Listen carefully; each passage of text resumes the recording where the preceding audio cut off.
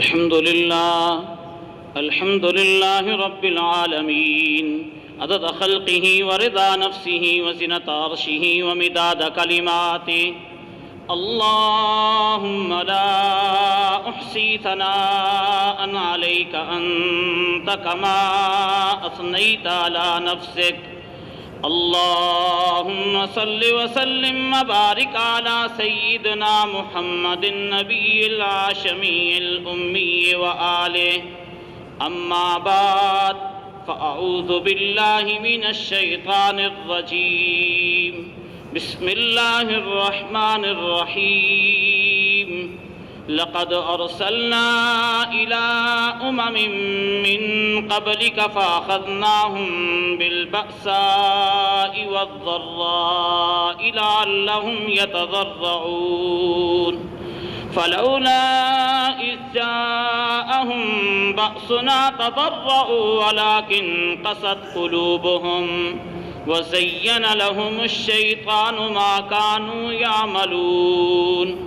فلما نسوا ما ذكروا به فتحنا عليهم أبواب كل شيء حتى إذا فرحوا بما أوتوا أخذناهم بغتة فإذا هم مبلسون. فقطع دابر القوم الذين ظلموا والحمد لله رب العالمين. وقال النبي صلى الله عليه وسلم: مثل القائم في حدود الله والواقع فيها كمثل قوم استهموا على سفينة فصار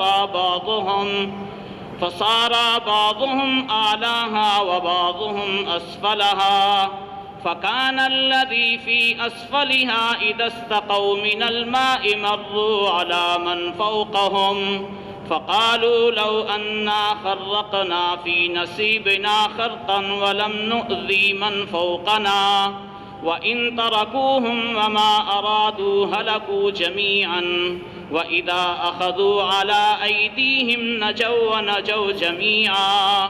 وقال النبي صلى الله عليه وسلم: من قال لا إله إلا الله مخلصا دخل الجنة. قيل: وما إخلاصها يا رسول الله؟ قال: أن تحجزه عن محارم الله.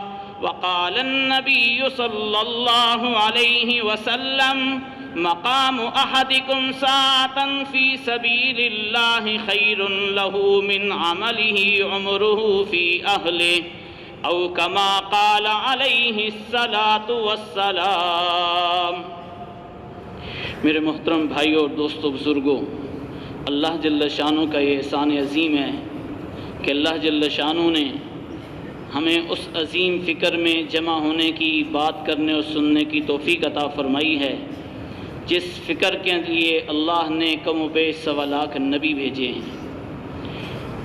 میرے محترم بھائیوں اور دوستوں بزرگوں، بات کرنے والا اور سننے والا اگر اس نیت سے بات کریں اور سنیں کہ اللہ ہماری زندگیوں کو بدل دے تو اللہ ہمیں بدلنے کی توفیق دے گا، کیونکہ عمل کا دار و مدار نیت پہ ہوتا ہے۔ اگر بات کرنے والا اس لیے بیان اور تقریر کرے کہ لوگ سن کے واہ واہ کریں گے، اور ایسے لوگوں سے کل قیامت کے دن جہنم کو بھڑکایا جائے گا، اور اس نیت سے کوئی سنے کہ ہماری معلومات میں اضافہ ہو، قیامت کے دن زمین پاؤں نہیں چھوڑے گی جب تک اس سوال کا جواب نہ دے کہ اپنے علم پہ کیا عمل کیا تھا۔ اس لیے میرے محترم بھائیوں کہ ہم سنیں عمل کی نیت سے، بات کریں اور سنیں عمل کی نیت سے، اللہ عمل کی توفیق دیں گے۔ اور وہ سننا نہیں ہوتا ہے دنیا والوں کے بھی ہاں اور اللہ کے بھی ہاں، کہ اللہ کے ہاں بھی وہ سننا نہیں، دنیا والوں کے ہاں بھی وہ سننا نہیں جس سننے پہ عمل نہ کیا جائے۔ کہ ایک باپ اپنے بیٹے کو کہتا ہے میں نے تجھے سینکڑوں دفعہ سمجھایا لیکن تو نے میری ایک نہیں سنی۔ پیر صاحب اپنے مرید سے کہتے ہیں میں نے تجھے کتنی دفعہ سمجھایا لیکن تو نے ہماری ایک نہیں سنی۔ استاد شاگرد سے کہتے ہیں کہ میں نے تجھے سمجھایا لیکن تو نے میری نہیں سنی۔ کیا مطلب؟ سننی نہیں ہوتی ہے، کان میں وہ آواز پڑی نہیں ہوتی ہے، یا عمل نہیں کیا ہوتا۔ سننے کے بعد عمل نہیں کیا تو یہ کہتے ہیں تم نے ہماری بات نہیں سنی۔ اور اللہ فرماتے ہیں وَلَا تَكُونُوا كَالَّذِينَ قَالُوا سَمِعْنَا وَهُمْ لَا يَسْمَعُونَ، ان لوگوں کی طرح مت بنو جو کہتے ہیں ہم نے سنا، حقیقت میں انہوں نے سنا نہیں ہوتا ہے۔ اس لیے آج بڑی عمر والے ملتے ہیں، ہم فلاں بزرگوں کو سنا، فلاں بڑے بڑے نامور خطیبوں کے نام لے کے کہتے ہیں ہم نے اس کو سنا، اس کی زندگی کہتی ہے اس بیچارے نے کسی کی نہیں سنی۔ اس کی زندگی آج سے 50 سال پہلے جہاں گناہ کے دلدل میں پھنسی ہوئی تھی، جو رسم و رواج کے زنجیروں میں جکڑی ہوئی تھی، آج بھی وہیں کھڑی ہے، وہ کہتی ہے اس نے آج تک کسی کی نہیں سنی۔ میرے محترم بھائیوں، اس لیے اللہ قرآن میں فرماتے ہیں فبشر عباد، بندوں کو خوشخبری دے دو۔ اے اللہ کون سے بندے، کیا خوشخبری؟ الذین یستمعون القول فیتبعون احسنہ، جو میری بات کو توجہ کے ساتھ سنتے ہیں۔ استماع کہتے ہیں پورے جسم کو کان بنا کے سننا، توجہ تام کے ساتھ سننا، کہ میری بات کو توجہ کے ساتھ، حاضر دماغی کے ساتھ، پورے دھیان کے ساتھ سنتے ہیں۔ فیتبعون احسنہ، اور اچھی بات پہ عمل کرتے ہیں۔ مفسرین نے لکھا ہے اللہ نے پہلے سننے کو بیان کیا ہے، پھر عمل کو بیان کیا ہے، کہ جو سننے کا حق ادا کرے اللہ اس کو عمل کی توفیق دیں گے۔ اور مولانا سید خان صاحب رحمہ اللہ فرمایا کرتے تھے جو سننے کے بعد بات پہ عمل کر لے، اللہ موت کے تک اور قبر کی دیواروں تک اس کو استقامت دیں گے۔ میرے محترم بھائیوں اور دوستو بزرگوں، آج مسلمانوں کی المیہ اور دکھ ہی ہے کہ مسلمان دین کی بات کان کے چسکے کے لیے سننا شروع ہوا ہے، سننے کے بعد یہ فیصلہ کرتا ہے کہ آج بڑا مزہ آیا ہے، یا کہتا ہے کہ آج مزہ کوئی نہیں آیا۔ میرے محترم بھائیو، ڈاکٹر کی مریض اس لیے بات سنے کہ اس کو مزہ آئے یا نہ آئے، یا وہ یہ فیصلہ کر کے چھوڑ دے، دوائی کو منہ نہ لگائے، پرہیز کا نام نہ لے، تو اس کو خاک فائدہ ہوگا۔ میرے محترم بھائیو اور دوستو بزرگوں، اس لیے کہ ہم اپنی نیت کو بدلیں، اور ہم جو ہے بات کرنے والا بھی اس بات کا محتاج ہے اور سننے والا بھی، کہ ہم اپنی زندگیوں کو بدلیں گے۔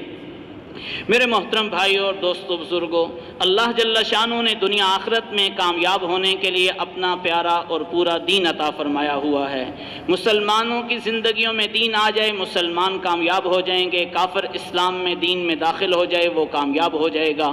لیکن مفہوم دین کو سمجھنے میں مسلمان نے خطا کھائی ہے، کہ دین کس کو کہتے ہیں، کہ دین کتنا ضروری ہے، کہ دین کس کو کہتے ہیں۔ ہر بندہ اپنی عقل سے، اپنی سمجھ سے دین کا ایک نقشہ بنا کے چل رہا ہے۔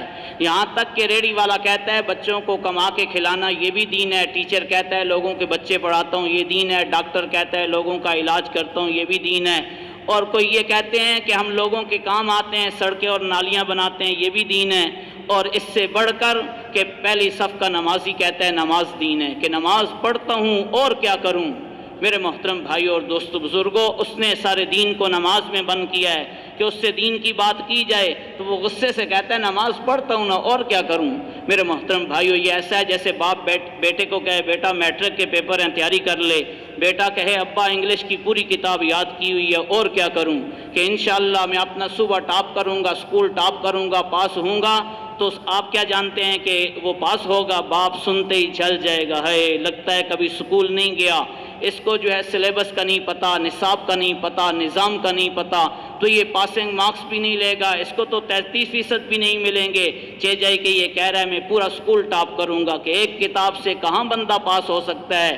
اسی طرح اللہ نے کامیاب ہونے کے لیے پورا دین دیا ہے، کہ زیادہ دیندار جس کو لوگ کہتے ہیں اور وہ اپنے آپ کو سمجھتے ہیں کہ وہ دین نماز کو کہتے ہیں، کہ نماز پڑھتے ہیں اور کیا کریں، اور کہتے ہیں فلانا بڑا دیندار ہے، 5 ویلے دا نمازی ہے، 5 وقت کا نمازی ہے، بڑا دیندار ہے، 5 وقت کا نمازی ہے۔ میرے محترم بھائی اور دوستو بزرگوں، بہت بڑے طبقے نے نماز کو دین کہا ہے۔ یہ ایسا جیسا محلے میں کوئی مٹھائی تقسیم کرے، لوگوں نے پوچھا کیوں، کہتا ہے میں نے گاڑی خرید کے لائی ہے، گاڑی کی طرح تو اسٹیرن نکال کے دکھاتا ہے، ٹائر نکال کے دکھاتا ہے، اس کا کوئی ایک حصہ نکال کے دکھاتا ہے، تو وہ کہیں گے یہ پاگل ہو گیا ہے۔ میرے محترم بھائیو، جیسے گاڑی ایک پارٹس میں سے کسی ایک چیز کا نام گاڑی نہیں، اللہ کے ایک حکم کا نام دین نہیں ہے۔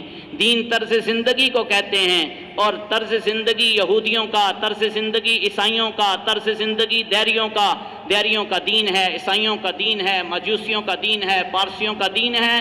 ان الدین عند اللہ الاسلام، اللہ کے ہاں پسندیدہ دین اسلام ہے۔ وَرَضِيتُ لَكُمُ الْإِسْلَامَ دِينًا، میں نے تمہارے لیے دین اسلام کو پسند کیا ہے۔ اللہ کے ہاں کامیاب ہونے کے لیے دین اسلام ہے۔ اسلام ہمارے نبی کی نبوت کے بعد گزری ہوئی زندگی کا نام ہے۔ طرز زندگی لقد کان لکم فی رسول اللہ اسوۃ حسنہ، اسوہ کہتے ہیں 24 گھنٹے کے اعتبار سے بہترین زندگی میرے نبی کی زندگی ہے۔ جو میرے نبی نے دیا اس سے لو، جس سے منع کیا اس سے رک جاؤ۔ وَإِن تُطِيعُوهُ تَهْتَدُوا، اگر تم میرے نبی کی اطاعت کرو گے، ظاہر میں باطن میں، چلنے میں پھرنے میں، کھانے میں پینے میں، سونے میں جاگنے میں، شادی میں غمی میں، کمانے اور خرچ کرنے میں، 24 گھنٹے میں نبی کی اطاعت کرو گے تو ہدایت پاؤ گے۔ وَمَن يُطِعِ اللَّهَ وَرَسُولَهُ فَقَدْ فَازَ فَوْزًا عَظِيمًا، جس نے اللہ اور اس کے رسول کی اطاعت کی وہ کامیابی کا اعلیٰ درجہ لے گیا ہے۔ تو میرے محترم بھائیوں اور دوستو بزرگوں کہ ہمارے نبی کی طرز زندگی کا نام اسلام ہے۔ من تشبہ بقوم فہو منہم، جو جن جیسی مشابہت اختیار کرے گا، جن کی چال ڈھال اختیار کرے گا، کل ان کے ساتھ اٹھایا جائے گا۔ میرے محترم بھائیوں، اس لیے ہمارے نبی کی زندگی کا نام دین ہے، لیکن دین زندگی میں ہو تو کامیاب ہے۔ دین الماریوں میں ہو، دین معلومات میں ہو، دین عقل سمجھ کے ساتھ ہو تو اس میں کامیابی نہیں۔ دین زندگی میں ہے تو کامیاب ہیں، اور پورے دین میں اللہ نے کامیابی رکھی ہے۔ جیسے اسکول کالجز میں سلیبس و نصاب رکھا جاتا ہے، ایف اے کے لیے، بی اے کے لیے، میٹرک کے لیے کتابیں ہیں۔ جب تک پوری ایک کتاب میں 100/100 نمبر حاصل کر لے، باقی ساری کتابوں میں 10-10 20-20 نمبر حاصل کرے تو کیا خیال ہے پاس ہو جائے گا؟ کہ پاس ہونے کے لیے ساری کتابوں کی محنت، کہ دین میں کامیاب ہونے کے لیے، دنیا آخرت میں کامیاب ہونے کے لیے ساری دین کی محنت اور دین زندگی میں ہو۔ میرے محترم بھائی، یعقوب علیہ السلام بیمار ہو گئے۔ یعقوب علیہ السلام بیمار ہوئے تو انہوں نے ایک منت مانی۔ ان کی شریعت میں یہ منت جائز تھی، ہماری شریعت میں یہ منت جائز نہیں ہے۔ اگر میں ٹھیک ہو گیا تو اپنی پسندیدہ چیز، اپنی محبوب چیز، مرغوب چیز چھوڑ دوں گا اللہ کے نام پہ۔ اللہ نے صحت دے دی، انہوں نے اونٹنی کا دودھ پینا چھوڑ دیا، گوشت کھانا چھوڑ دیا، اور ان کی اولاد انہی کے اتباع میں چلتی آئی۔ اللہ کے نبی کے پاس تشریف لائے کہ یا رسول اللہ، ہم مسلمان ہونے کے لیے تیار ہیں، سارا ایمان، سارا اسلام ہمیں قبول ہے، اونٹنی کا دودھ نہیں پئیں گے اور گوشت نہیں کھائیں گے۔ اللہ نے قرآن نازل کیا، یا ایھا الذین آمنوا، اے ایمان والو، ادخلوا فی السلم کافہ، پورے کے پورے اسلام میں داخل ہو جاؤ، کہ اتنی گنجائش نہیں ہے کہ تم کہو کہ یہ میں اونٹنی کا دودھ نہیں پیوں گا اور گوشت نہیں کھاؤں گا۔ ہمارے نبی نے شہد چھوڑا تو اللہ نے قرآن نازل کیا، یا ایھا النبی لم تحرم ما احل اللہ لک، اے نبی جی آپ نے اپنے اوپر شہد کو کیوں حرام اور ناجائز کیا ہے جو اللہ نے آپ کے لیے حلال کیا ہے۔ آج مسلمان نے حلال حرام، جی اونٹنی اور دودھ کا مسئلہ نہیں ہے مسلمان کا، مسلمان نے حلال حرام کی تمیز چھوڑ دی ہے۔ مسلمان کی کمائیوں کے نقشوں کے اندر حرام ہے، اور مسلمانوں نے حلال حرام کی پہچان چھوڑ دی ہے، اور مسلمان جو ہے اللہ سے دعا مانگتا ہے کہ ہم کامیاب ہو جائیں، ہم دین پہ چل رہے ہیں۔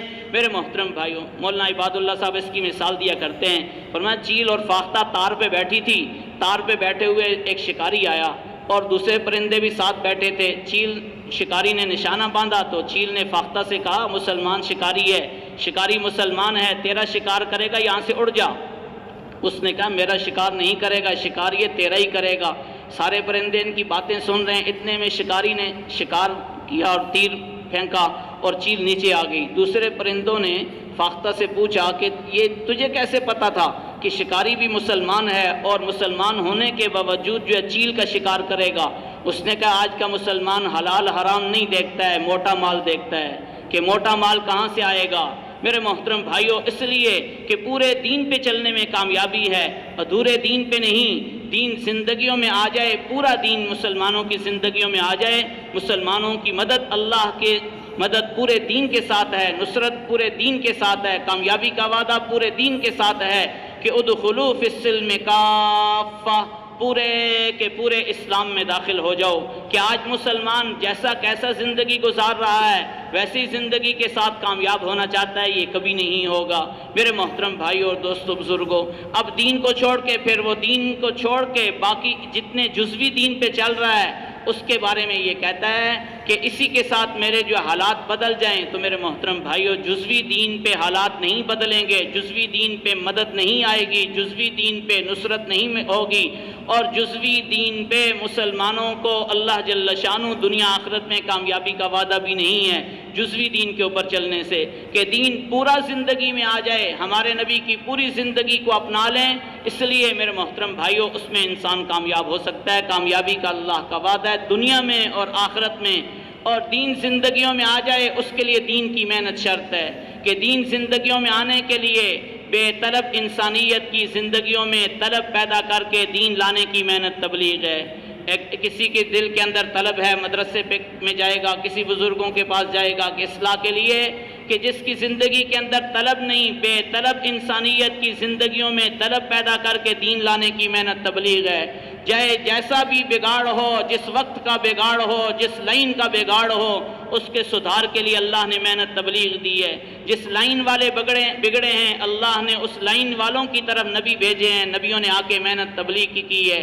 اور اس محنت میں بنیادی چیز یقینوں کی تبدیلی ہے۔ اس محنت میں بنیادی چیز یقینوں کی تبدیلی ہے کہ یقین اللہ کی ذات و صفات پہ ہو، کہ اللہ جیسی اپنی ذات میں ہے، اللہ اپنی جیسے صفات میں ہے، ویسا یقین انسان مسلمان کے دل میں بیٹھ جائے، مسلمان کامیاب ہو جائے گا۔ کہ حالات میں نظر اللہ سے نہ ہٹے، چاہے تعداد میں ہے، قلت میں ہے، کثرت میں ہے، طاقت میں ہے، اکثریت میں ہے، یا قلت میں ہے، کمزوری میں ہے، نظر اللہ سے نہ ہٹے، کہ اللہ جل شانہ کی ذات و صفات کا یقین دلوں کے اندر بیٹھے، کہ اللہ جل شانہ کی ذات و صفات کا یقین دل میں بیٹھے گا، اللہ غیر کی طاقت کو سلب کریں گے اور غیر کو اس کے لیے مسخر کریں گے۔ یہ اللہ نے انبیاء کی زندگی میں نمونے دکھلائے ہیں کہ اللہ نے غیر کی طاقت کو سلب کیا، غیر کو جو ہے اللہ نے انبیاء کے لیے مسخر کیا ہے۔ کہ ابراہیم علیہ السلام کو آگ میں ڈالا جا رہا ہے کہ فرشتے آ گئے ہیں کہ ہم مدد کے لیے آئے ہیں، تو پوچھا اللہ نے بھیجا کہ نہیں، ہم آئے ہیں اجازت لے کے، اما الیک فلا اما الی اللہ فنعم، تمہاری تو کوئی ضرورت نہیں، اللہ کی ہر حال میں ضرورت ہے۔ اللہ جل شانہ نے آگ کی طاقت کو سلب کیا، ابراہیم علیہ السلام کے لیے آگ کو مسخر کر دیا۔ میرے محترم بھائیوں اور دوستو بزرگوں، کہ جب غیر کا یقین دل کے اندر بیٹھتا ہے، اللہ غیر کو اس پہ مسلط کر دیتے ہیں۔ اگر غیر کا یقین دلوں سے نکلے گا، اللہ غیر کی طاقت کو سلب کریں گے، غیر کو اس کے لیے مسخر کریں گے۔ اور یہی مسلم خولانی رحمہ اللہ کے ساتھ ہوا کہ آگ کے اندر ڈالا گیا، اللہ نے آگ کی طاقت کو سلب کیا اور آگ کو ان کے لیے مسخر کر دیا۔ میرے محترم بھائیوں، اس لیے موسیٰ علیہ السلام کے لیے اللہ نے دریا میں رستے دیے، اور جب دریا پہ پہنچے تو قوم نے کہا کہ مر گئے، آگے دریا کی موجیں ہیں، پیچھے فرعون کی فوجیں ہیں، اب بنے گا کیا؟ انا لمدرکون، موسیٰ ہم تو پکڑے گئے، ہم تو مارے گئے۔ فرمایا کلا ان معی ربی سیہدین، کبھی ایسا نہیں ہوگا، اللہ میرے ساتھ ہے، ابھی اللہ رستہ دے گا۔ کہ اللہ جل شانہ نے دریا کی طاقت کو سلب کیا اور دریا کو موسیٰ علیہ السلام کے لیے مسخر کیا اور ان کی قوم کے لیے مسخر کیا۔ کہ جب اللہ کی ذات و صفات کا یقین دل کے اندر اترا ہو، اللہ غیر کی طاقت کو سلب کریں گے، غیر کو اس کے لیے مسخر کریں گے۔ اور اسی طرح یہ صحابہ کے لیے اللہ نے دریاؤں کو مسخر کیا ہے۔ علال حضرمی رضی اللہ تعالیٰ عنہ سپہ سالار ہیں اور بحرین فتح کرنے کے لیے جا رہے ہیں۔ بحرین والے اپنی کشتیاں مال و متاع لے کے اور جو ہے کشتیاں لے کے وہاں سے بھاگ گئے، اور جب یہ دریا کے کنارے وہاں پہنچے، آگے دریا ہے اور پل نہیں ہے، کشتیاں گزرنے کا ذریعہ تھی، وہ علاقے والے لے کے بھاگ گئے تھے۔ اور آپ نے ہاتھ اٹھائے، یا علیم یا حلیم یا علی یا عظیم اجزنا، اللہ کے 4 صفاتی نام لیے، اے اللہ ہمیں دریا پار کروا دے۔ ابو ہریرہ رضی اللہ تعالیٰ عنہ فرماتے ہیں ہمیں حکم دیا، سم اللہ واقتحموا، اللہ کا نام لو، گھوڑے دریا میں ڈال دو۔ کہتے ہیں سمینا واقتحمنا وما بل الماء اسفل خفاف ابلنا، ہم نے اللہ کا نام لیا، گھوڑے دریا میں ڈال دیے، دریا نے ہمارے گھوڑوں کے کھروں اور ٹاپوں کو تر نہیں کیا تھا۔ کہ جیسے اللہ کی ذات و صفات کا یقین دل میں ہو، کسی ایک ساتھی نے بھی نہیں کہا امیر المومنین امیر صاحب کیا کر رہے ہو، دریا میں کیوں چھلانگیں لگوانا چاہتے ہو، کیوں ہمارے بچے یتیم کروانا چاہتے ہو؟ کیا فرماتے ہیں ہم نے اللہ کا نام لیا، گھوڑے دریا میں ڈال دیے۔ جیسا یقین ویسے اللہ کی مدد، اللہ نے دریا کی طاقت کو سلب کیا، دریا کو صحابہ کے لیے مسخر کیا۔ تابعین کا دور ہے اور رستے میں لوگوں کا چہرائے میں جو ہے رش لگا ہوا ہے۔ عبداللہ ابن عمر رضی اللہ تعالیٰ عنہ وہاں سے گزرے، کہنے لگے ما بال ہؤلاء القوم، ان لوگوں کو کیا ہوا؟ کسی نے کہا اسد علی الطریق قد اخافہم، رستے میں شیر ہے اس نے ڈرایا ہوا ہے۔ آگے بڑھے، شیر کے کان کو مروڑا اور کہا کہ اللہ نے کسی پہ مسلط کیا ہے، کھا ورنہ سے یہاں سے بھاگ جا۔ راوی کہتا ہے نفذ کفاہ، اس کی گچی میں دھپڑ مارا اور کہنے لگا کہ یہاں سے بھاگ جا۔ شیر عاجزی دکھاتے ہوئے وہاں سے بھاگ گیا۔ فرمایا کہ اللہ کے نبی نے سچ فرمایا ہے، جب آدم کا بیٹا اللہ کے علاوہ کسی سے نہیں ڈرتا، کبھی اللہ اپنے غیر کو اس پہ مسلط نہیں کرتے۔ آدم کا بیٹا جب اللہ کے غیر سے ڈرتا ہے، اللہ اپنے غیر کو اس پہ مسلط کر دیتے ہیں۔ اس لیے میرے محترم بھائیوں، اللہ کی ذات و صفات کا یقین دلوں کے اندر اترے کہ اللہ جیسے اپنی طاقت میں، اللہ جیسے اپنی عظمت میں، اللہ اپنی جو ہے طاقت میں، عظمت میں اللہ ہے۔ ساری کائنات پہ امر ارادہ اللہ کا چلتا ہے۔ اللہ ارادہ کرے چیز وجود میں آتی ہے۔ انما امرہ اذا اراد شیئا ان یقول له کن فیکون۔ اللہ جس چیز کا ارادہ کرتے ہیں وہ چیز وجود میں آتی ہے۔ کرنے کے لیے کچھ کرنا نہیں پڑتا ہے کہ اللہ کو کرنے کے لیے کسی کو جو ہے ناکام کرنے کے لیے فوجیں لانی پڑیں، پہلے فوجیں جو ہے بھرتی کرو، نظام بناؤ، پھر اس کو ناکام کرو، کہ نہیں، اللہ کو کرنے کے لیے کچھ کرنا نہیں پڑتا ہے۔ اللہ کرنے میں کسی کے محتاج نہیں، جس چیز کا ارادہ کرتے ہیں وہ چیز وجود میں آتی ہے۔ اللہ چاہے تو بڑھاپے کے اندر اولاد دے، اللہ چاہے تو کڑیل جوان کو اولاد نہ دے۔ اللہ وہ ذات ہے کہ جس کو چاہتا ہے ہنساتا ہے، جس کو چاہتا ہے رلاتا ہے۔ انہ ہوا اضحک و ابکا، انہ ہوا مات و احیا، انہ خلق الزوجین الذکر والانثى۔ اللہ وہ ذات ہے، مرد کو مرد بنانا جیسے اللہ کا کام ہے، عورت کو عورت بنانا جیسے اللہ کا کام ہے، اسی طرح امیر کو امیر بنانا اللہ کا کام ہے، غریب کو غریب بنانا اللہ کا کام ہے۔ خوشیاں اللہ دیتا ہے، غمی اللہ لاتا ہے۔ اللہ جس چیز کا ارادہ کرتا ہے وہ چیز وجود میں آتی ہے۔ اللہ ارادہ کر لے، بغیر ماں باپ کے آدم علیہ السلام کو بنا دیا۔ اللہ نے ارادہ کیا، بغیر باپ کے عیسیٰ علیہ السلام کو پیدا کیا۔ اللہ ارادہ کر لے، خشک کھجوروں کے تنے کے اندر سے تر و تازہ کھجوریں نکلیں۔ میں حزی الیک بجذع النخلہ تساقط علیک رطبا جنیا، کہ اس کو کھینچو اپنی طرف ہلاؤ، تر و تازہ کھجوریں نکلیں گی۔ اللہ اس بات پہ قادر ہے۔ اللہ بچوں کو بلوائے اور جو نوجوانوں کو گنگا کر دے، فالج لے آئے اور ان کی زبانیں گنگی ہو جائیں۔ اللہ اس بات پہ قادر ہے کہ عیسیٰ علیہ السلام ماں کی گود میں عیسیٰ علیہ السلام نے بات کی کہ وہ بچے کی طرف اشارہ کر کے کہنے لگے، قوم والے کہنے لگے کہ تیری یا اخت ہارون ما کان ابوک امرأ سوء وما کانت امک بغیہ، نہ تیری ماں ایسی تھی نہ تیرا بھائی ایسا تھا، یہ کہاں سے لائی ہے بچہ؟ فاشارت الی قالوا کیف نکلم من کان فی المہد صبیا، انہوں نے کہا کہ کیسے بچے سے بات کریں جب یہ بولتا بھی نہیں ہے، گود کا بچہ ہے۔ بچے نے پوری تقریر کی ہے، اور اس طرح یوسف علیہ السلام کی گواہی دینے والا بچہ، شہد شاہد من اہلہا ان کان قمیصہ قد من قبل فصدقت وهو من الکاذبین وان کان قمیص قد من دبر فکذبت وهو من الصادقین، اگر قمیص آگے سے پھٹی ہوئی ہے تو اس کا قصور جو ہے وہ یوسف کا ہے، قمیض پیچھے سے پھٹی ہے تو قصور جو ہے وہ بادشاہ کی بیوی کا ہے۔ اس لیے میرے محترم بھائیوں، اللہ کرنے پہ قادر ہے، کرنے کے لیے کچھ کرنا نہیں پڑتا، جس چیز کا ارادہ کرے وہ چیز وجود میں آتی ہے۔ اللہ کا یقین، اللہ کی ذات و صفات کا یقین دلوں کے اندر اترے، اور اسی طرح نبی کے طریقے کا یقین دل میں اترے کہ نبی کے طریقے کو چھوڑیں گے تو دنیا آخرت کی ناکامی ہے، نبی کے طریقے میں دنیا آخرت کی کامیابی ہے۔ صحابہ سنت کو سنت سمجھ کے عمل کرتے تھے، آج کا مسلمان سنت کو سنت سمجھ کے چھوڑتا ہے۔ میرے محترم بھائیوں، اس لیے کہ نبی کی اطاعت میں، نبی کے طریقے میں دنیا آخرت کی کامیابی ہے۔ اس میں بھی نفی اس بات ہے کہ نبی کا طریقہ چھوڑو گے کبھی کامیاب نہیں ہو سکتے، کہ نبی کے طریقہ، نبی کا رستہ جنت کا رستہ ہے، نبی کی سنت چھوڑنا اس کے مخالف سمت کا رستہ ہے۔ اس لیے ان باتوں کا یقین مسلمانوں کے دلوں کے اندر اترے، ہمارے دلوں کے اندر اتر جائے، اللہ ہماری دنیا آخرت بنا دیں گے، اور مسلمان اعمال پہ آ جائیں، اعمال یقین کے ساتھ کرنے والے بن جائیں، یقین اللہ کی ذات و صفات کا ہو اور اعمال کے اوپر مسلمانوں کا یقین آئے کہ مسلمانوں کی دنیا آخرت بن جائے۔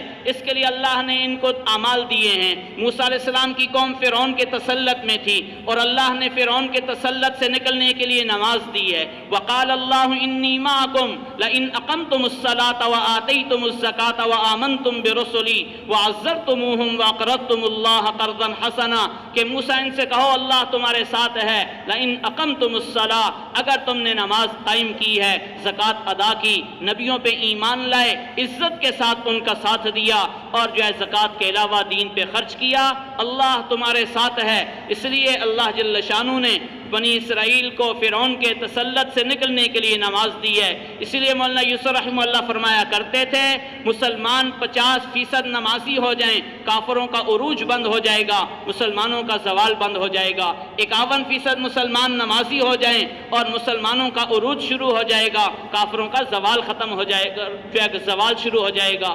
اس لیے کہ وہ پوچھتے ہیں آج بھی تمہاری جمعے اور فجر کی نماز میں کتنا فرق ہے؟ کیوں کہ ہماری ان کتابوں میں لکھا ہے جس دن فجر میں جمعے کی نماز جتنے ہوگے مسلمان دنیا میں غالب آ جائیں گے۔ اس لیے کہ مسلمان کو اللہ نے نماز دی ہے اور فرمایا جب بھی کوئی مشکل آئے، جب بھی کوئی حال آئے تو نماز کے ذریعے سے اللہ سے حل کروانا۔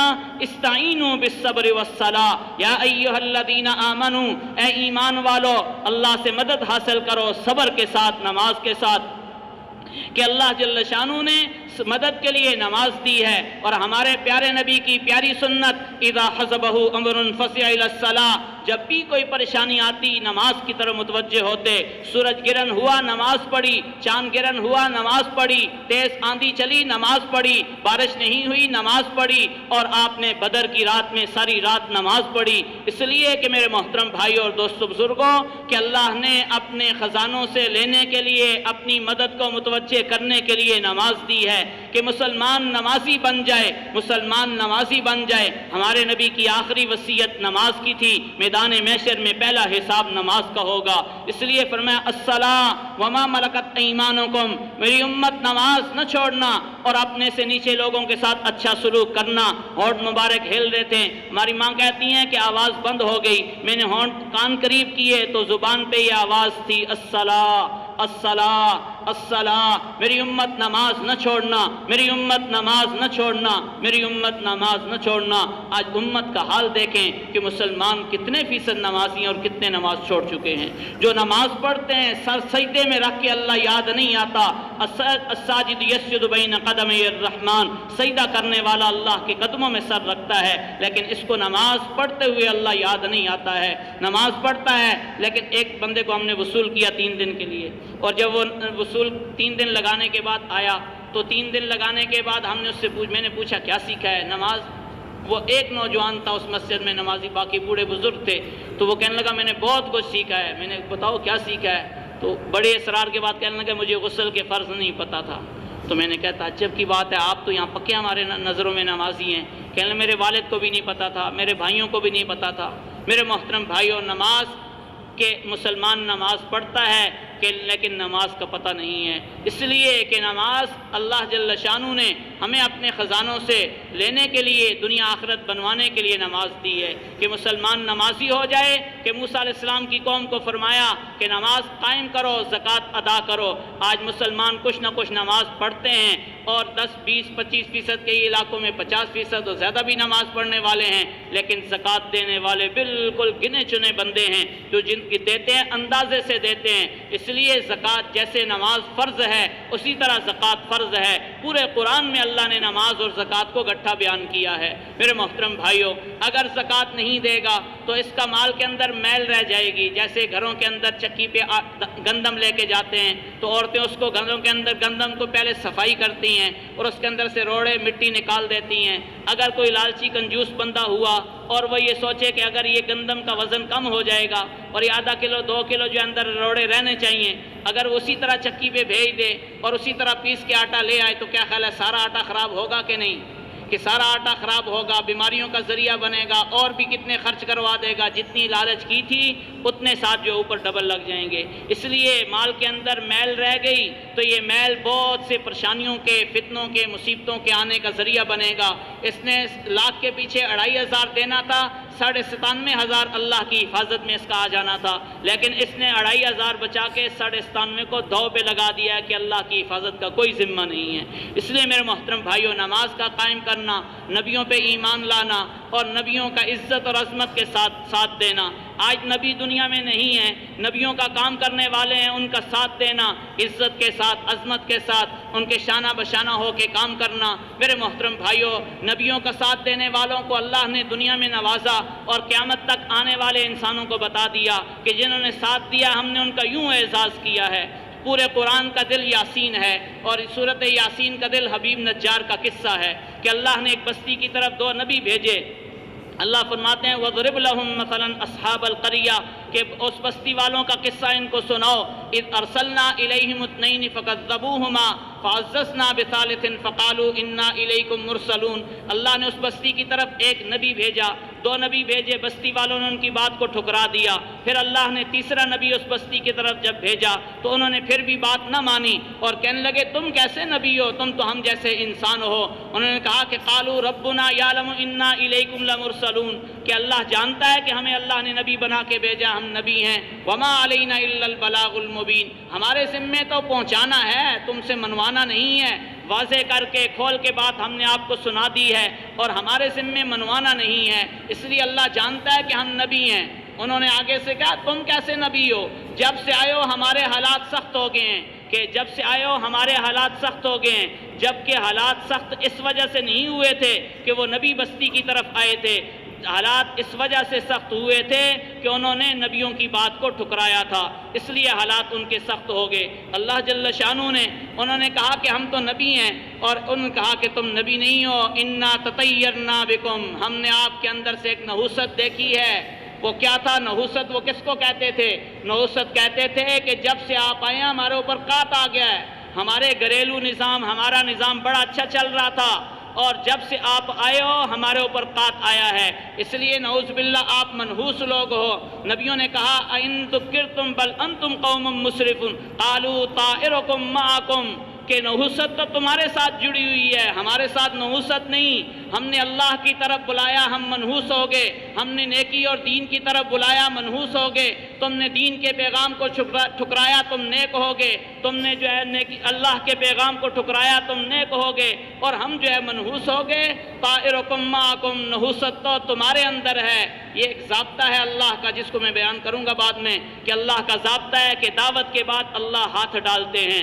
اس لیے ان کی طرف پیغمبر آئے، انہوں نے ان کو پیغام سنایا، انہوں نے ٹھکرایا، اللہ کا نظام حرکت میں آ گیا تھا، کیونکہ اللہ کا ضابطہ ہے وَمَا كُنَّا مُعَذِّبِينَ حَتَّى نَبْعَثَ رَسُولًا، ہم کبھی کسی قوم کو نہیں پکڑتے ہیں جب تک ہم اپنا پیغام رساں بندہ نہ بھیج دیں۔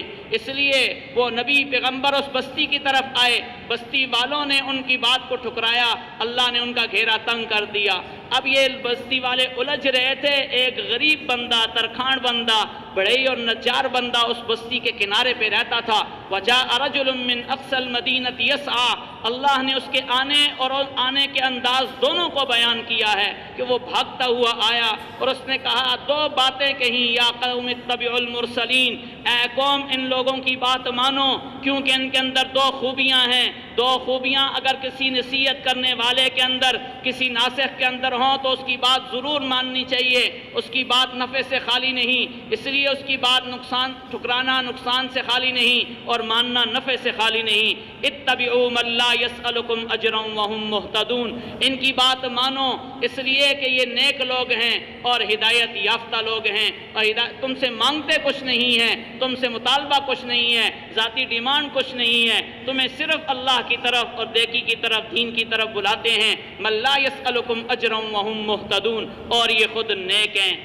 2 باتیں کی ہیں، اگلا انداز یہ بتاتا ہے کہ انہوں نے ان کو آنکھیں نکالی ہیں، اور اس غریب بندے کے اندر اتنی ہمت بھی نہیں تھی، اتنی صلاحیت اور استعداد نہیں تھی کہ ان کو کوئی جواب دیتا یا ان سے کوئی بات کرتا، اپنے ساتھ بات شروع کر دی ہے، چلو تم نہیں سنتے ہو نہ سنو۔ وَمَا لِيَ لَا أَعْبُدُ الَّذِي فَطَرَنِي وَإِلَيْهِ تُرْجَعُونَ أَتَّخِذُ مِن دُونِهِ آلِهَةً إِن يُرِدْنِ الرَّحْمَنُ بِضُرٍّ لَّا تُغْنِ عَنِّي شَفَاعَتُهُمْ شَيْئًا وَلَا يُنقِذُونَ إِنِّي إِذًا لَّفِي ضَلَالٍ مُّبِينٍ إِنِّي آمَنتُ بِرَبِّكُمْ فَاسْمَعُونَ۔ یہ ساری باتیں اپنے ساتھ ایک ان کو آخر میں سنا دی ہے، اور انداز یہ بتاتا ہے کہ اتنی ہمت حوصلہ نہیں تھا، انہوں نے کیا کیا، اس کو مروا دیا۔ یہ کہہ رہا ہے، مرتے ہوئے کہہ رہا ہے قال یا لیت قومی یعلمون، کاش میری قوم جان لیتی بما غفر علی ربی وجعلنی من المکرمین، کہ اللہ نے تھوڑے سے کام پہ میری مغفرت کر دی ہے۔ کاش میری قوم کو پتہ چلتا، ان کے ساتھ 2 قدم چلا ہوں، ان کے حق میں 2 لفظ کہے ہیں، میں نے لمبا چوڑا عرصہ ان کے ساتھ نہیں گزارا، کوئی لمبی چوڑی محنت نہیں کی ہے، صرف 2 قدم چلا ہوں، 2 لفظ کہے ہیں، اس پہ اللہ نے ساری زندگی کے پاپ دھو دیے ہیں۔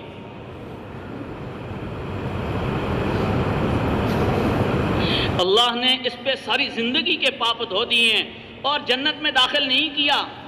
وَجَعَلَنِي مِنَ الْمُكْرَمِينَ، VIP جنت دے دی ہے، اعزاز اور اکرام والی جنت دے دی ہے، اس لیے کہ من تشبہ بقوم فہو منہم، جو جن سے کے ساتھ مشابہت اختیار کرے گا کل ان کے ساتھ حشر ہوگا، اس لیے وہ کہہ رہا ہے یا لیت قومی یعلمون۔ ہمارے امیر صاحب ایک کارگزاری سنایا کرتے ہیں کہ پاکستان کی جماعت باہر گئی، جماعت والوں کو گشت کرایا ایک لڑکے نے اور لڑکا فوت ہو گیا، تو مرتے ہوئے کہہ رہا تھا یا اللہ ایک گشت پہ اتنا دے رہا ہے، یا اللہ ایک گشت پہ اتنا۔ تو اس کے باپ نے جماعت والوں سے آ کے پوچھا گشت کس کو کہتے ہیں؟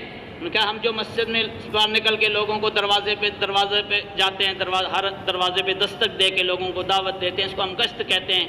تو کہا کہ میرا بیٹا کل آپ کو اس نے آپ کے ساتھ وقت گزارا، آج مرتے ہوئے کہہ رہا تھا یا اللہ ایک گشت پہ اتنا دے دیا ہے، ایک گشت پہ اتنا دے دیا ہے۔ تو میں نے امیر صاحب سے عرض کی امیر صاحب حبیب نجار بھی تو یہی کہہ رہا تھا یا لیت قومی یعلمون، کاش میری قوم کو پتہ چل جاتا بما غفر علی ربی، کس چیز پہ بالکل تھوڑے سے 2 قدم 2 لفظ ان کے حق میں کہے، 2 قدم ان کے ساتھ چلا ہوں۔ یہ ایسے بابرکت لوگ ہیں کہ اللہ نے ساری زندگی کے گناہ معاف کر دیے۔ وجعلنی من المکرمین، اور جنت نہیں VIP اعزاز اور اکرام والی جنت دے دی ہے۔ اس لیے میرے محترم بھائیوں، یہ کام کرنے والے انبیاء دنیا میں نہیں ہیں، لیکن نبیوں کا کام کرنے والوں کا ساتھ دینا، مدینہ کی چھوٹی سی بستی نے ساتھ دیا ہے، اللہ نے پوری دنیا کی ہدایت کا ذریعہ بنا دیا ہے۔ اس لیے کہ فرمایا کہ نماز کو قائم کرو، زکوٰۃ کو ادا کرو اور نبیوں پہ ایمان لاؤ، نبیوں کا عزت کے ساتھ ساتھ دو اور ان پہ دین کے اوپر خرچ کرو۔ دین پہ خرچ کو اللہ نے قرض کہا ہے، وَقْرِضُ اللَّهَ قَرْضًا حَسَنًا، کہ نماز قائم کرو۔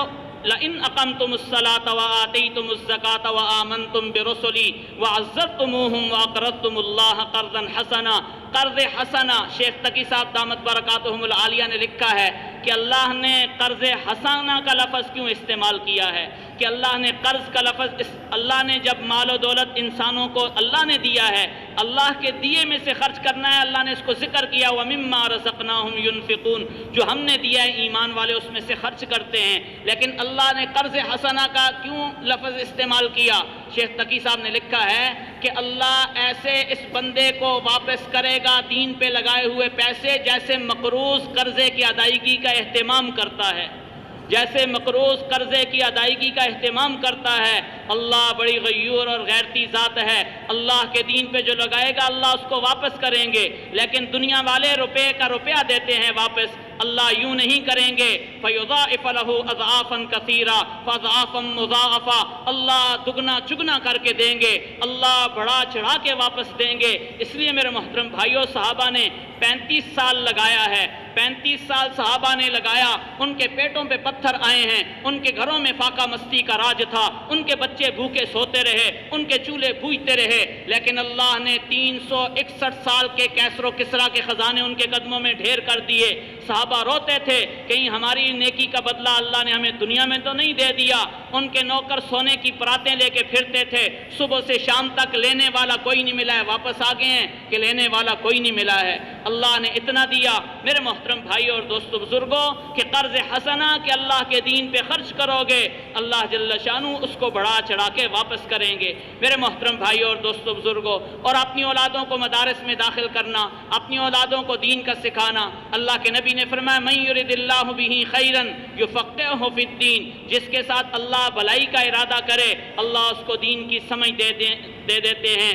اللہ جس کو دین کی سمجھ بوجھ دے دیں، یہ پکی بات ہے گویا کہ اللہ نے اس کے ساتھ بھلائی کا ارادہ کیا ہے۔ اللہ کے نبی نے فرمایا ہے فضل العالم علی العابد کفضلی علی ادناکم، عالم کی عابد پہ فضیلت ایسی ہے جیسے تم میں سے ادنا شخص پہ مجھے فضیلت حاصل ہے۔ اس لیے میرے محترم بھائی اور دوستو بزرگوں، اپنی اولادوں کو اتنے بڑے بڑے اعزازات سے کہیں محروم نہ رکھیں، اپنی اولادوں کو حافظ بنائیں، عالم بنائیں، اور دین کا علم اتنا سیکھنا ہر مسلمان پہ فرض ہے کہ جو حلال حرام، جائز ناجائز اور پاک ناپاکی کی تمیز کرے۔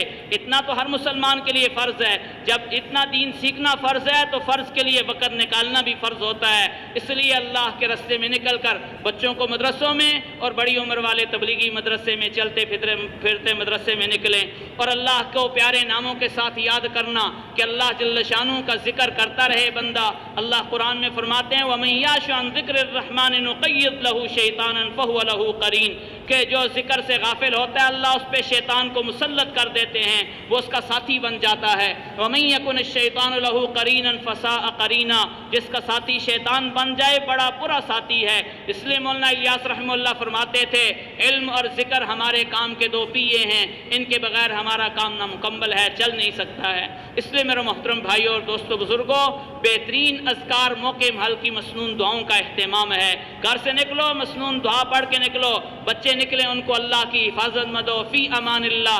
اللہ کے نبی نے فرمایا جو چیز اللہ کی امان میں دی جاتی ہے وہ کبھی ضائع نہیں ہوتی ہے۔ اس لیے میرے محترم بھائیوں اور دوستو بزرگوں کہ صبح شام کے مسنون اعمال کا، اذکار کا اہتمام کیا جائے اور اللہ کو اللہ کے پیارے ناموں کے ساتھ یاد کیا جائے۔ مسلمانوں کے حقوق کی ادائیگی کہ اللہ کے نبی نے فرمایا، شیخ ذکر رحمہ اللہ نے کتاب لکھی، اس میں لکھتے ہیں کہ اس وقت مسلمانوں کے اندر فرق کے مراتب ختم ہو گئے ہیں، اس لیے لڑائیاں جھگڑے ہیں کہ فرق کے مراتب مسلمانوں نے چھوڑ دیے ہیں۔ اللہ کے نبی نے فرمایا انزل الناس منازلہم، لوگوں کی حیثیت اور مرتبے کے مطابق ان کے ساتھ سلوک کیا جائے، جس کو اللہ نے آگے بڑھایا اس کو آگے رکھنا چاہیے۔ اور اللہ کے نبی نے فرمایا ہے کہ میری امت کا مفلس بندہ کون ہے؟ صحابہ نے عرض کیا من لا درہم لہ ولا دینار یا رسول اللہ، یا رسول اللہ جس کے پاس درہم اور دینار نہ ہو، میری امت کا فقیر اور مفلس بندہ ہے وہ۔ مفلس اور فقیر وہ ہے، آپ نے فرمایا مفلس اور فقیر وہ نہیں، میری امت کا مفلس اور فقیر وہ ہے پہاڑوں جتنی نیکیاں اتنی لے کے آئے کہ پہاڑ بھی دب جائیں، حقوق والے آ کے مطالبہ کریں گے، اس نے مجھے گالی دی ہے، اس نے میری غیبت کی ہے، اس نے مجھے مارا ہے، یہ کیا ہے، اس کی نیکیاں ان کو دی جائیں گی، نیکیاں ختم ہو جائیں گی جب، اور اس کے لوگوں کے گناہ باقی ہوں گے، پھر لوگوں کی چوریاں، ڈکیتیاں، زنا، شرابیں اس کے سر پہ رکھ کے اس کو جہنم میں داخل کر دیا جائے گا۔ یہ میری امت کا مفلس ترین آدمی ہے۔ اس لیے میرے محترم بھائیوں حقوق کی ادائیگی، کہ حقوق کی ادائیگی میرے محترم بھائیوں، ورنہ فرائض چلے جائیں گے میدان محشر میں۔ کتنی نمازیں ایک جو ہے وہ پیسے کے بدلے میں دینی پڑ جائیں گی۔ اس لیے حقوق کی ادائیگی کہ حقوق العباد کا لحاظ رکھتے ہوئے امت مسلمہ کے ساتھ اللہ کے نبی کے اخلاق کے ساتھ پیش آنا، اور اعمال اخلاص کے ساتھ ہوں کہ اللہ کے نبی نے فرمایا یا ابا ذر جدد السفینۃ فإن البحر عمیق واخلص العمل فإن الناقد بصیر واکثر الزاد فإن العقبۃ قعود۔ اے ابو ذر اعمال کی کشتی تیار کر، آگے سمندر بڑا گہرا ہے، اعمال میں اخلاص پیدا کر کہ پرکھنے والا بڑا باریک بین ہے، اللہ جانتا ہے، یعلم خائنۃ الاعین وما تخفی الصدور انہ علیم بذات الصدور۔ دلوں کے بھیدوں کو جاننے والا، آنکھوں کی خیانتوں کو جاننے والا، اور دماغوں کے وسوسے کو جاننے والا، اور سرگوشیوں کو سننے والا۔ اس لیے اللہ کی ذات کے لیے اعمال ہوں گے، اللہ کے ہاں قابل قبول ہوں گے۔ میرے محترم بھائی اور دوستو بزرگوں، یہ صفات ساری امت میں پھیلیں، پوری امت نماز پہ آ جائے، ساری امت ایمان کو قبول کر لے، اور مسلمان جو ہے وہ اللہ کی ذات و صفات کا یقین ان کے دلوں کے اندر بیٹھ جائے، نماز پہ آ جائیں، دین کا علم سیکھنے والے بن جائیں، اور ذکر اللہ کے ناموں، پیارے ناموں کے ساتھ اللہ کو یاد کرنے والے بن جائیں، موقع محل کی مسنون تسبیحات اور اذکار کا جو اہتمام کرنے والے بن جائیں، اور انسانیت کے حقوق کو ادا کرنے والے بن جائیں، اعمال میں اخلاص پیدا ہو جائے، اس کے لیے محنت کرنا پڑے گی کہ اس کے لیے اس محنت کے لیے اللہ نے 1.25 لاکھ نبی بھیجے ہیں، ہر نبی نے آ کے اس محنت کو کیا ہے۔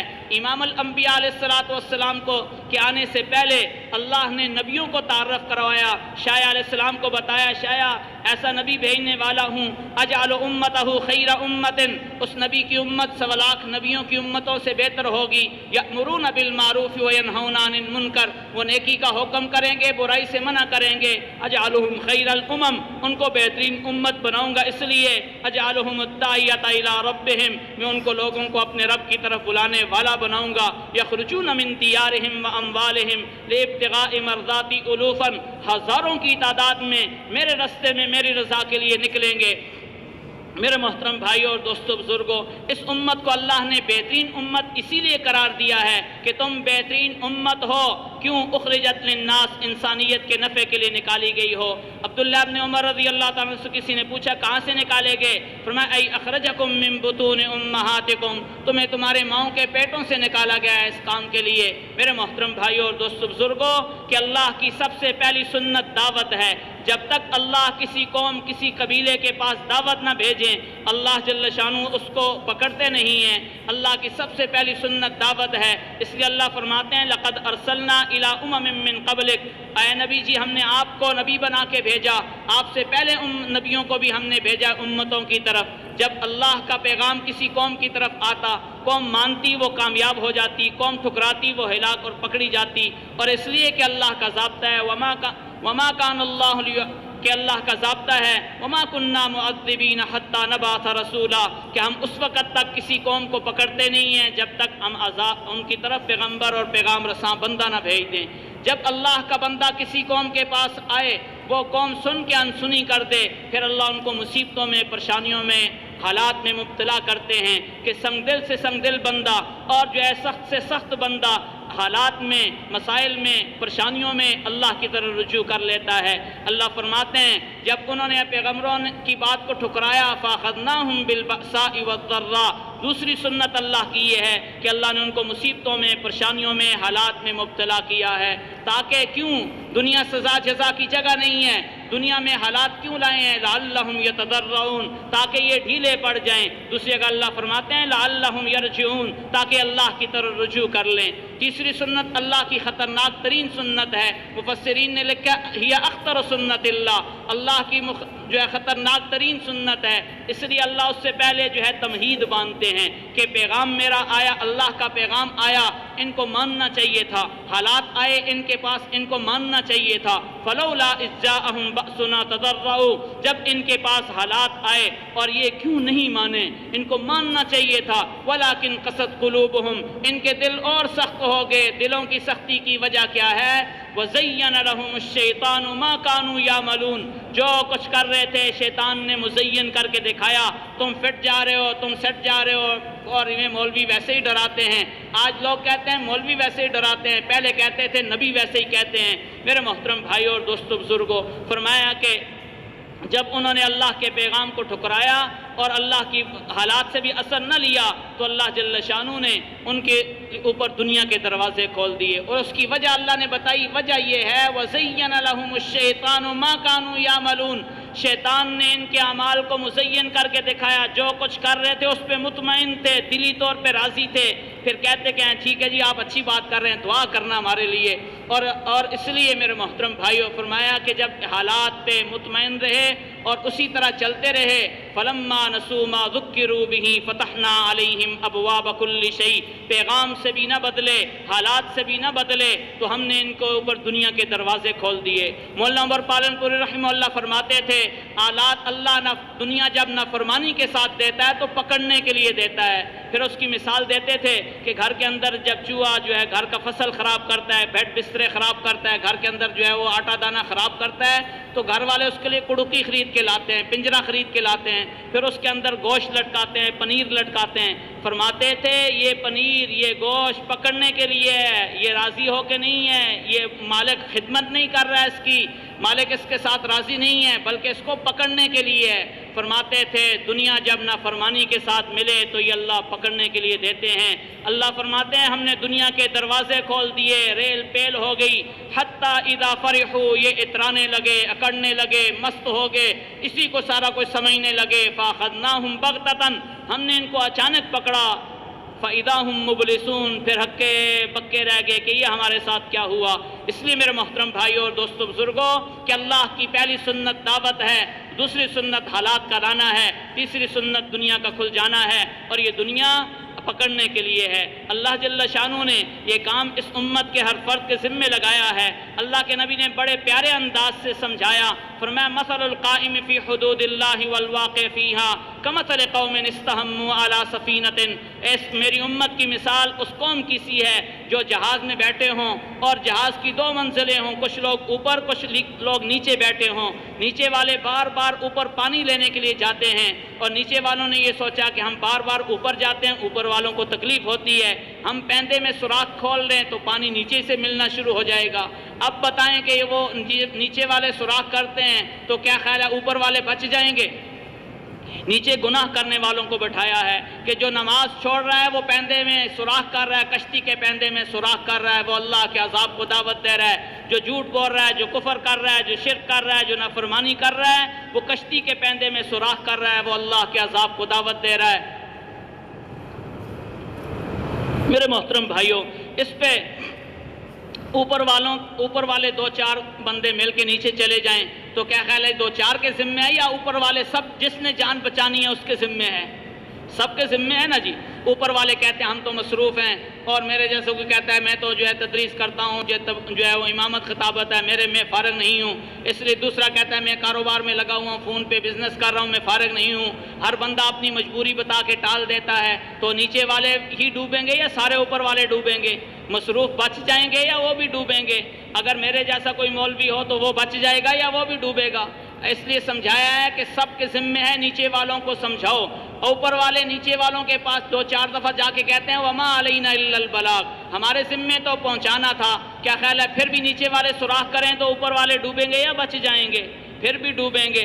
اس لیے اوپر والے نیچے 100 دفعہ گئے ہیں اور 100 دفعہ گئے ہیں، سارے مان گئے، ایک نہیں مانتا، ایک کہتا ہے میں تو سوراخ کر کے رہوں گا۔ تو کیا خیال ہے ایک نہ مانے تو پھر سارے بچ جائیں گے کہ ابھی ہماری تعداد زیادہ ہو گئی ہے، بالکل سارے بات مان چکے ہیں، ایک ہی رہتا ہے یہ جانے اس کا کام، تو کیا خیال ہے وہ سب کی ہلاکت کا سبب بن سکتا ہے کہ نہیں؟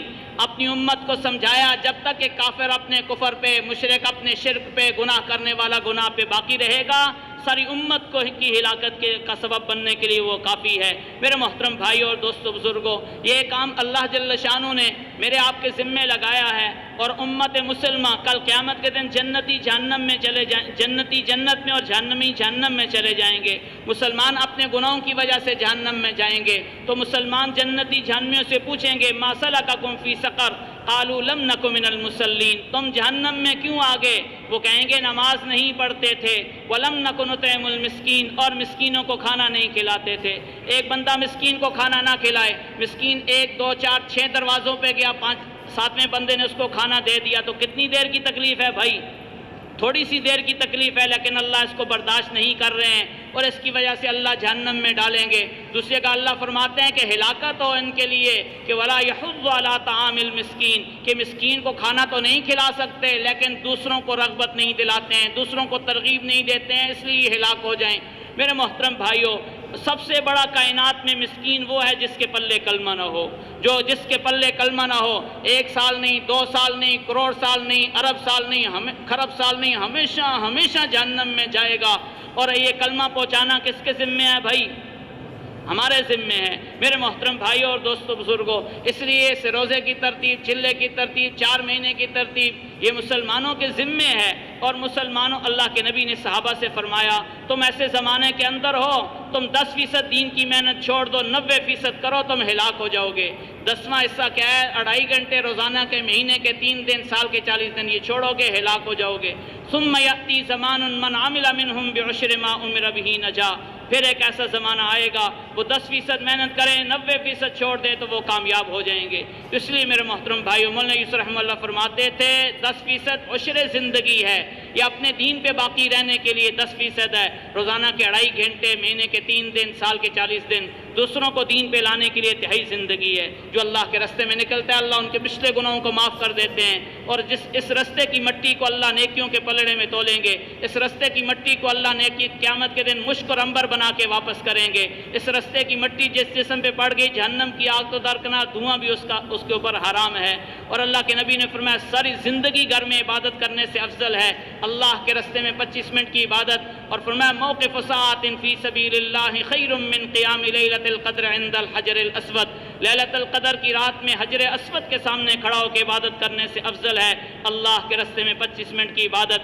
اللہ کے نبی نے فرمایا ہے ان فی الجنت حورا، جنت میں ایک حور ہے، یقال لہا عینا، اسے آئینہ کہتے ہیں، عینہا حسنا، اس کی آنکھیں بڑی خوبصورت ہوں گی، مقلت عینہا سودا، اس کی آنکھوں کا ڈورا بالکل سیاہ کالا ہوگا، ناصیتہا حسناء من الغرس، کرنے بکھیرتی ہوئی خوبصورت چمکدار اس کی پیشانی ہوگی، شعرها اسود من السود، بالکل سیاہ کالے اس کے بال ہوں گے، جب وہ بالوں کا لٹھا نیچے لٹکائے گی تو ایسے جیسے آبشار نیچے گرتی ہوگی، وَلَنَصِيفُهَا خَيْرٌ مِّنَ الدُّنْيَا وَمَا فِيهَا، اس کا دوپٹہ ساری دنیا سے زیادہ قیمتی ہوگا، ساری دنیا اپنے مال و متاع کو بیچ کے اس کی قیمت ادا کرنا چاہے نہیں کر سکے گی۔ ادنیٰ لؤلؤۃ علیہا تضیء ما بین المشرق والمغرب، اس کے دوپٹے کا سب سے چھوٹا موتی دنیا میں لا کے رکھ دیا جائے مشرق اور مغرب کو روشن کر دے گا۔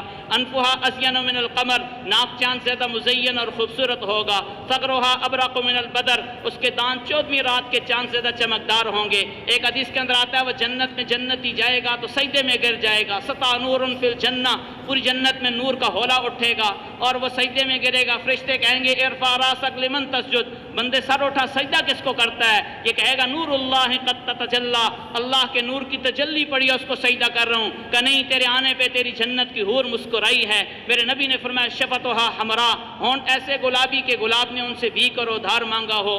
اللہ کے نبی نے فرمایا لونھا ابیض من الثلج، بالکل گورے رنگ کی ہوگی۔ خطھا حمراء من شراب الاحمر، اس کے گال سرخ شراب سے بنے ہوئے ہوں گے۔ عینھا حسنا، آنکھیں ایسی خوبصورت کہ نظرہا اجر من القلب، نظر اس کی قاتلانہ ہوگی۔ اور اللہ کے نبی نے فرمایا اذا مشت لو ان الحوراء لوسطت فی سبعۃ ابحر Polizia può tagliare o qui? Eh?